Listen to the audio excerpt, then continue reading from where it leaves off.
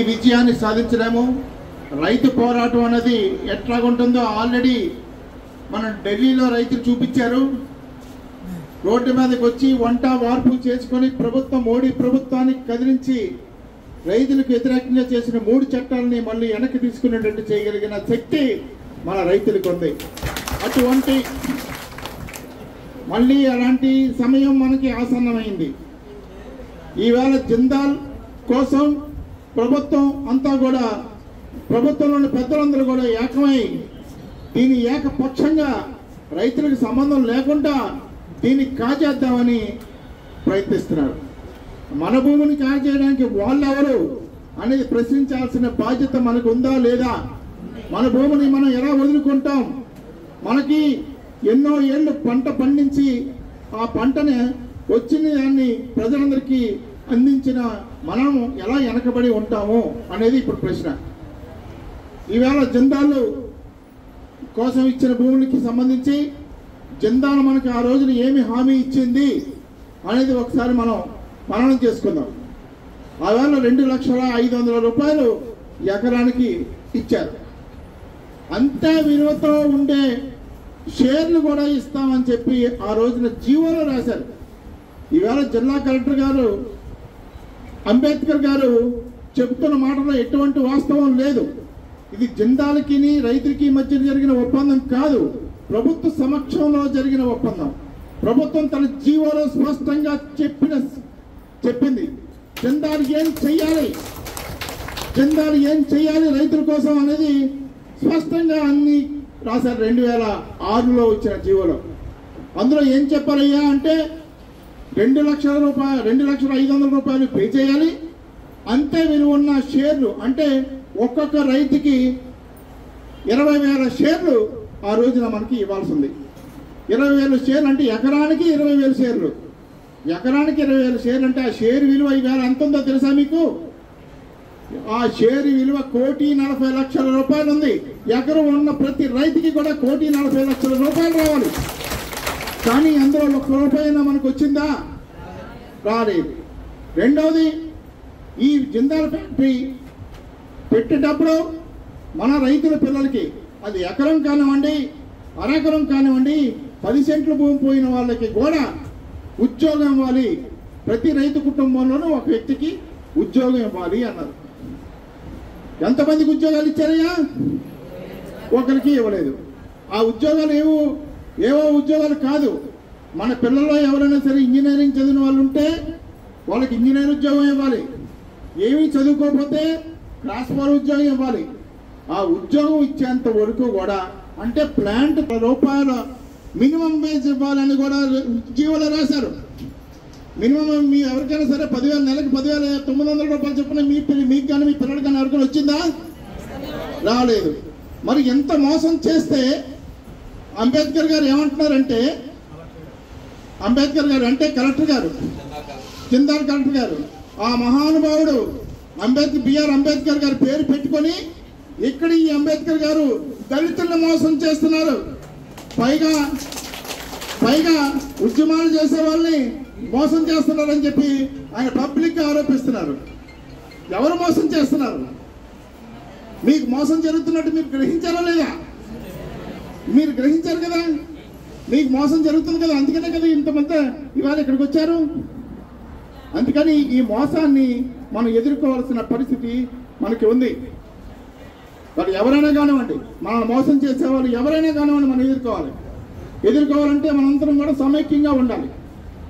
ఇవాళ తర్వాత ఇందులో ఇళ్ళను పోయిన వాళ్ళందరికీ కూడా ఇల్లు నిర్మించేవాలి. ఆ ఇల్లు కూడా ఎలా ఉండాలి? బాత్రూమ్ ఉండాలి, కరెంట్ ఉండాలి. ఇన్ని స్పెసిఫికేషన్స్తో జీవోలో క్లియర్గా రాశారు. వాటిని కూడా ఉల్లంఘించారు. ఆవేళ జీవోలో 600 ఫ్యామిలీస్ అని రాశారు. దాన్ని ఇవాళ 230 అని ఒకసారి, 222 అని ఒకసారి కలెక్టర్ గారు ప్రెస్ కాన్ఫరెన్స్లోనే రకరకాల ఫిగర్స్ వచ్చేసాయి. అంటే దీని మీద అవగాహన లేదు. పైగా పాత జీవోలు ఏమి ఇచ్చారో మాకు అనవసరం, మేము ఇప్పుడు ఇంప్లిమెంట్ చేసి ఇస్తాం అని అంటారు. ఎట్లా సాధ్యం? పాత ఎలా మర్చిపోతారు? పాత ఎలాగ దాన్ని కప్పిపుస్తారు? ఇవాళ ప్రభుత్వంలో పెద్ద లాలోచి జరుగుతుంది. ఎంత లాలోచి జరుగుతుందంటే జిందాల్తోటి ప్రభుత్వంలోని పెద్దలందరూ కూడా ఒక అవగాహన కుదుర్చుకున్నారు. రైతులను మోసం చేయడం కోసం ఈ అవగాహన. ఆ రోజు రైతులకి మొత్తం పే చేసింది జిందాల్ వాళ్ళు మొత్తం ఇచ్చింది ఎంతండి? 60 కోట్ల రూపాయలు. ఈవేళ ఆ భూముల విలువ ఎంత ఉంది? 3,500 కోట్ల రూపాయలు. 300-500 కోట్ల రూపాయలు. ఇందులో ఒక్కొక్క రైతుకి కోటి రూపాయలు ఇచ్చినా సరే మనకి 1000 కోట్లు సరిపోతుంది. అంతకన్నా ఎక్కువ అడగట్లేదు రైతులు ఎవరను. కానీ ఆ 1000 కోట్లు, ఆ 3,500 కోట్లు కాజేయడం కోసం వాళ్ళందరూ కూడా ఏకమైపోయి ఈవేళ రైతుల్ని బానిసలుగా చూస్తూ వాళ్ళ మీద ఉక్కుపాదం మోయడానికి చేస్తున్నారు. ఇవాళ అడుగడుగున పోలీసులు, మేము వస్తున్నప్పుడు కూడా చూసాం, మఫ్టీలో ఉన్నారు పోలీసులు. మీరు ఎలా ఈ సమావేశానికి వచ్చారో నాకు తెలుసు. ఆవేళ అల్లూరి సీతారామరాజు గారు పోరాటం చేసినప్పుడు ఎట్లాగా వచ్చేవారో అలాగే వచ్చారు. ఈరోజు సందులోంచి, గొంతుల్లోంచి, రకరకాల వీధుల్లోంచి మీరు వచ్చారు. ఆవేళ అందుకని మీరెవరు కూడా నిరాశపడడానికి వీల్లేదు. ఈవేళ పోలీసులు అణగదొక్కినంత మాత్రాన మనం భయపడాల్సిన అవసరం లేదు. ఈ ఉద్యమానికి మేధావులందరూ కూడా, ఈ మన మహాదేవన్ గారు ఉన్నారు. మహాదేవన్ గారికి ఏం పట్టిందంటే గుంటూరు నుంచి ఇక్కడికి వచ్చి ఇక్కడ లాడ్జిలో రూమ్ తీసుకొని అక్కడే ఉంటూ మన రైతుల కోసం పోరాటం చేయడం కోసం ముందుకు వచ్చిన ఆయన్ని ఇవాళ 84 ఏళ్ళ వయసులో వడ్డీ శోభనాథేశ్వర గారికి ఏం పట్టిందండి ఇంత దూరం వచ్చి రావడానికి? ఆయన నడవలేని పరిస్థితిలో ఉన్నారు. మీరు అందరూ చూశారు కదా, కాళ్ళన్నీ వాచిపోయి ఉన్నాయి, నడవలేకపోతున్నాడు. అయినా సరే రైతుల మీద మమకారంతో ఆయన వచ్చారు. అంత దూరం నుంచి మీకోసం ఇంతమంది వస్తుండే ఈయన రఘురాజు గారు మీకోసం పోరాటం చేస్తూ మీ పక్షాన నిలిచారు. ఇవాళ వైసీపీ ప్రభుత్వం కానీ తెలుగుదేశం ప్రభుత్వం కానీ రెండు ఒకే విధమైన పద్ధతిని అనుసరిస్తున్నాయి. ఆ రెండు ఒకే పద్ధతి ఏంటంటే రైతులు మోసం చేయడం. ఆవేళ 2023లో 2023లో జగన్ గవర్నమెంట్ ఒక జీవో ఇష్యూ చేసింది. 23 అయితే ఆ జీవోలో ఏంటంటే మీకు భూములకి సంబంధం లేదు, జిందాల్ అనేవాడికి దాని అజమాయిషీ ఇస్తూ, అంటే జిందాల్ వాడు ఉత్తరం పెట్టుకున్నాడు, ఒక అర్జీ పెట్టుకున్నాడట. ఏమని? అయ్యా మీరు అల్యూమినియం ఫ్యాక్టరీ కోసం నేను భూమి తీసుకున్నాను, ఆ భూమిని నేను అల్యూమినియం ఫ్యాక్టరీ పెట్టలేకపోయాను అని చెప్పి 18 ఏళ్ల తర్వాత వాడు ఒక అర్జీ పెట్టుకున్నాడు. ఆ అర్జీలో ఏం చెప్పాడు? అప్పుడు నేను ఇది చేయలేకపోయాను కనుక నేను ఎంఎస్ఎంఈ పార్క్ని పెట్టుకుంటాను, దానికి ఈ భూమిని అల్యూమినియం ఫ్యాక్టరీ కోసం కాకుండా ఎంఎస్ఎంఈ పార్క్ కోసం వినియోగించుకోవడానికి వీలుగా భూమి వినియోగాన్ని మార్చండి అని చెప్పి పెట్టుకున్నాడు. దానికి నిమిషాల మీద జగన్మోహన్ రెడ్డి గారు ఆమోదం చెప్పేశారు, జీవో ఇష్యూ చేసేశారు. అంటే అప్పుడు ఆలోచించాలి కదండి, మా రైతుల పరిస్థితి ఏంటి? మరి రైతులు ఏమో మన కలెక్టర్ అంబేద్కర్ గారు ఏం చెప్తారు? 3 ఏళ్ల పాటు ఆ భూమిలో ఉండకపోతే అది ఉండకపోతే పట్ట ఆటోమేటిక్గా క్యాన్సిల్ అయిపోతాడు.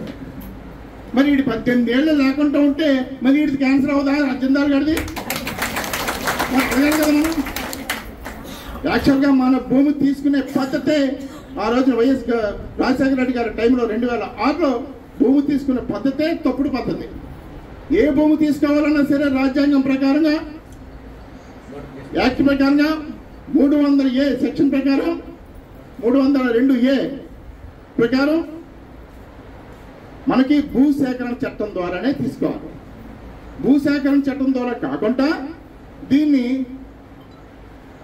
కేవలం ఈ రైతాంగం నుంచి డీఫారం పట్టం ఉన్న వాళ్ళ దగ్గర నుంచి 800 ఎకరాలు అడ్డగోలుగా తీసుకున్నారు. దానికి కలెక్టర్ గారు చెప్తున్నారు కదా, మేము భూసేకరణ చట్టాన్ని ద్వారా తీసుకోలేదని. భూసేకరణ చట్టం ద్వారా తీసుకోకపోవడమే పెద్ద నేరం. ఆ నేరాన్ని మనం ప్రశ్నించాలి కదా.